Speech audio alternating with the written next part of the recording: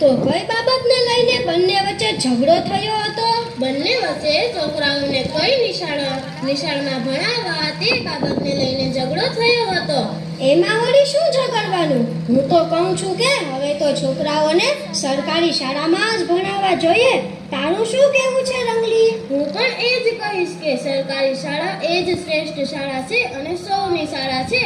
તા થૈયા થૈયા તા થઈ, તા થૈયા થૈયા તા થઈ. આવો જઈએ એક બદલાવ તરફ.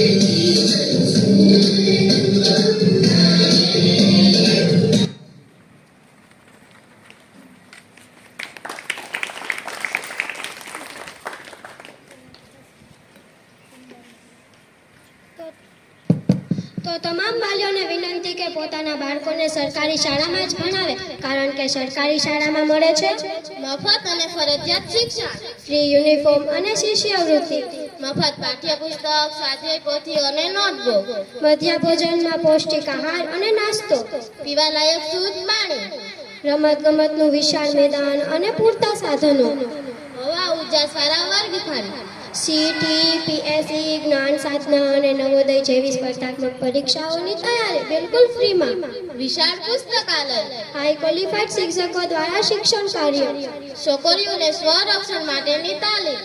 તો તમને આ અમારું નાટક ગમ્યું હોય તો તમારા બાળકોને પણ સરકારી શાળામાં જ ભણાવજો.